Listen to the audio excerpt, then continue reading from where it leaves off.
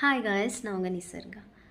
ரீசெண்டாக வீட்டில் அரிசி காலி ஆயிடுச்சுன்னு நான் கடைக்கு போயிருந்தேன் அரிசி வாங்குறதுக்கு.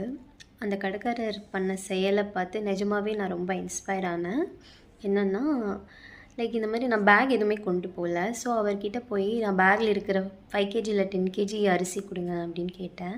அவர் ஏன் பேக்கில் வாங்குறீங்க, நான் உங்களுக்கு கவரில் நல்லா இது பண்ணி தரேன், உங்களுக்கு 80 ருபீஸ் 100 ருபீஸ் கம்மியாகும், பேகுக்கு சார்ஜஸ் வருது, அதான் எதுக்கு நீங்கள் அப்படி வாங்குறீங்கன்னு அவங்க நமக்கு சஜஸ்ட் பண்ணாங்க.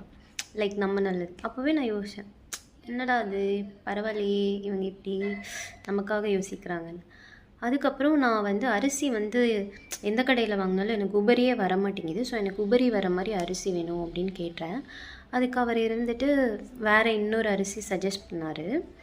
அண்ட் நான் இல்லை எனக்கு நல்லாவும் இருக்கணும் உபரியும் வரணும்னு சொன்னேன். அண்ட் அவரும் கொடுத்தாரு.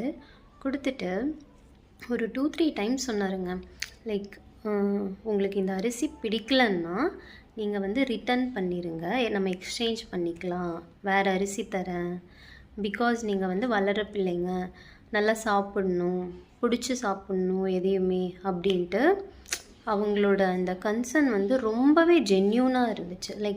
நம்ம வயசில் அவங்க வீட்லேயும் பசங்க இருப்பாங்க இல்லையா, ஸோ அந்தளவுக்கு ஒரு ஜென்யூனாக இருந்துச்சு அவங்க வேர்ட். நான் ரொம்பவே ஆச்சரியப்பட்டேன். இவ்வளோ ஹியூமனிட்டியாக இருக்கிறவங்க இன்னும் இருக்காங்க அப்படின்ட்டு.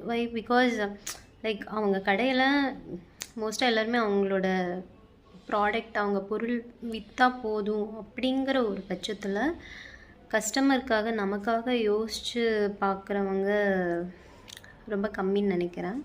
ஸோ நான் ரொம்ப ஹாப்பி இந்த மாதிரி ஒரு பர்சனை நிஜமாவே மீட் பண்ணதுக்கு. அப்போ யோசித்தேன், ஓகே நம்ம இனிமேல் அரிசி நல்லா இருக்கோ நல்லா இல்லையோ இவர்கிட்ட தாண்டா வாங்கணும் அப்படின்ட்டு.